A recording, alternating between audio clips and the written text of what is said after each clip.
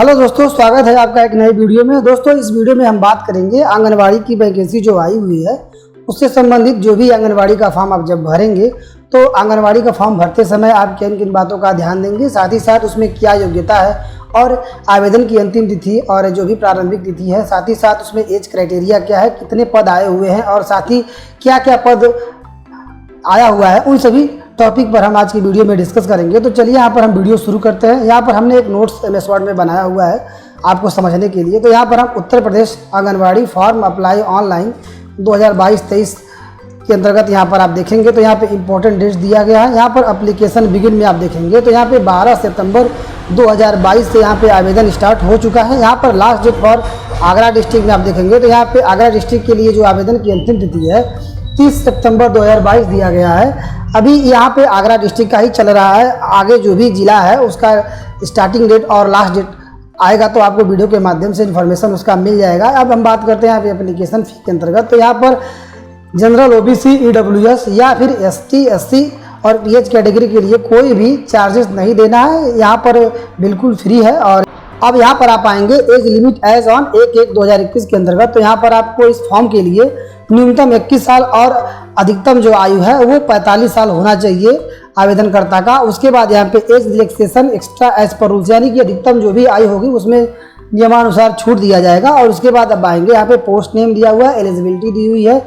और यहाँ पे पोस्ट में आप देखेंगे तो यहाँ पे anganwadi worker, mini anganwadi worker और यहाँ पे आंगनवाड़ी हेल्पर, 3 प्रकार के पद आए हुए हैं। और यहाँ पे एलिजिबिलिटी की जब बात करेंगे तो यहाँ पे ओनली फॉर फीमेल कैंडिडेट, यहाँ पे जो तीनों प्रकार के पद है वो केवल महिलाओं के लिए है। और यहाँ पे आंगनवाड़ी वर्कर और आंगनवाड़ी वर्कर के साथ साथ जो मिनी आंगनवाड़ी वर्कर है उसके लिए यहाँ पे हाई स्कूल की योग्यता रखी गई हुई है।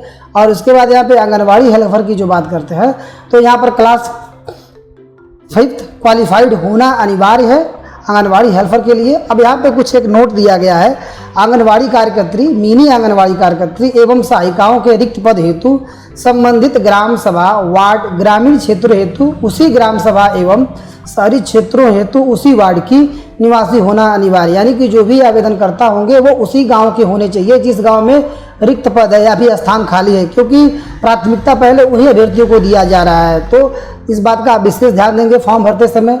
और नीचे आते हैं और यहाँ पर हम देखेंगे तो important document for filling form, यानी फॉर्म भरते समय क्या क्या दस्तावेज लगेंगे। तो यहाँ पे एजुकेशनल डॉक्यूमेंट में आपका हाई स्कूल सर्टिफिकेट हो गया। यदि आप आंगनवाड़ी वर्कर या मिनी आंगनवाड़ी के लिए फॉर्म फिलअप करेंगे तो यहाँ पे हाई स्कूल का सर्टिफिकेट देना अनिवार्य होगा।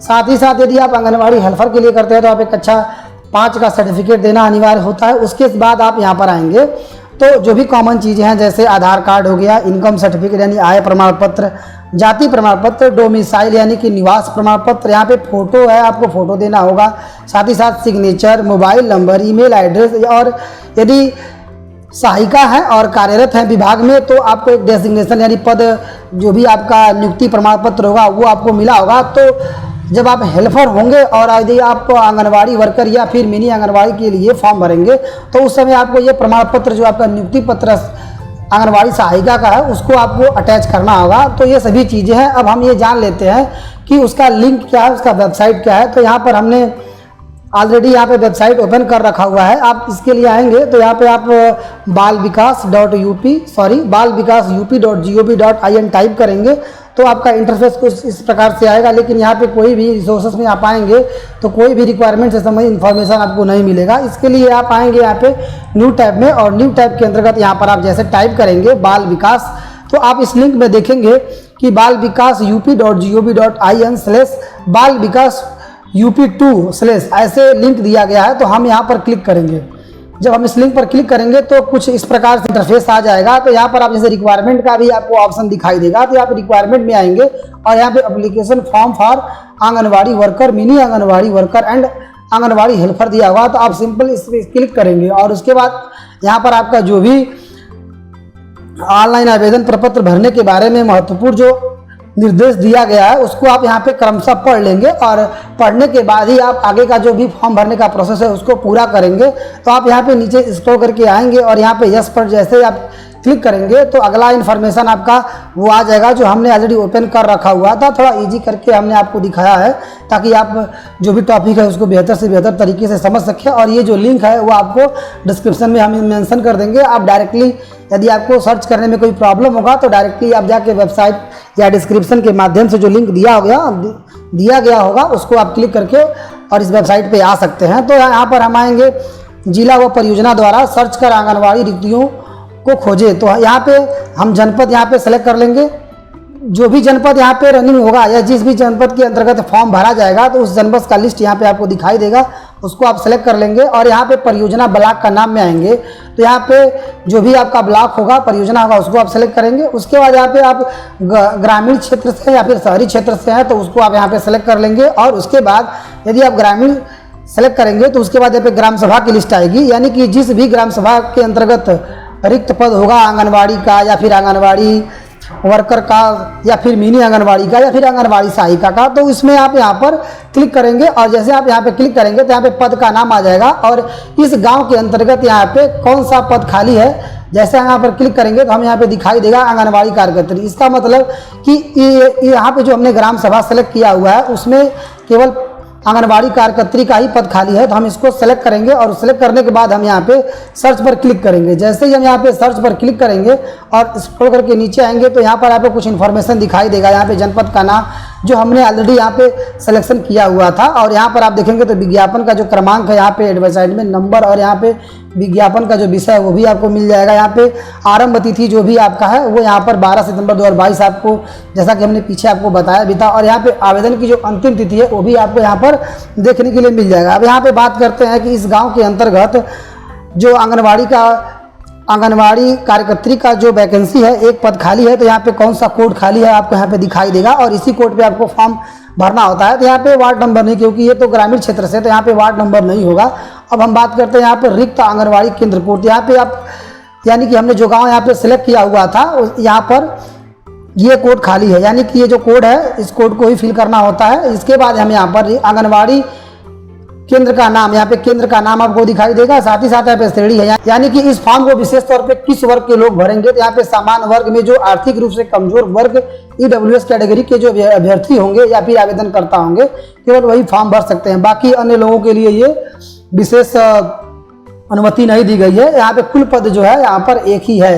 अब उसके बाद हम जब सभी चीज़ें हम यहाँ से श्योर हो जाएंगे तो हम यहाँ पर अप्लाई वाले लिंक पर क्लिक करेंगे और जैसे हम यहाँ पर क्लिक करेंगे तो आप देखेंगे बाल विकास सेवा एवं पुष्टाहार विभाग का इन्फॉर्मेशन आ जाएगा। यहाँ पर आंगनवाड़ी कार्यकर्तियों, मिनी आंगनवाड़ी कार्यकर्तियों एवं सहायिकाओं की मानदेय पर संविदा आधारित नियुक्ति हेतु आवेदन पत्र, यानी कि ये जो वैकेंसी वो मानदेय एवं संविदा पर आधारित है। यहाँ पर नोट में आप देखेंगे तो यहाँ पे समस्त प्रविष्टि हिंदी यूनिकोड पर आधारित फॉन्ट में भरें, यानी कि आपको हिंदी में ही भरना है इस फॉर्म को। टोटल सभी चीज़ें आपको हिंदी में भरना है। केवल आप यहाँ पे मोबाइल नंबर जो आप टाइप करेंगे या अंक टाइप करेंगे तो अंग्रेजी के अक्षर में आप टाइप करेंगे। पंजीकरण करने के लिए आपको यहाँ पे एक मोबाइल नंबर और यहाँ पे आवेदनकर्ता का डेट ऑफ बर्थ टाइप करेंगे। यहाँ पे जो कैप्चा दिया गया है उस कैप्चा को आप फिल करने के बाद जब सेंड OTP पर क्लिक करेंगे तो जो आपने यहाँ पे मोबाइल नंबर दिया है उस पर मैसेज चला जाएगा और आप जब OTP सबमिट करेंगे तो आपका रजिस्ट्रेशन का इंटरफेस आ जाएगा। आप जब रजिस्ट्रेशन कर लेंगे तो यहाँ से आप पंजीकरण नंबर और जन्मतिथि टाइप करके और कैप्चा फिल करके लॉगिन भी कर सकते हैं। यहाँ पर जो भी इन्फॉर्मेशन आपसे मांगा जाएगा उसको आप क्रमशः फिल करेंगे और फिल करने के बाद जब आप लॉगिन कर लेंगे तो आपका रजिस्ट्रेशन का पेज आ जाएगा।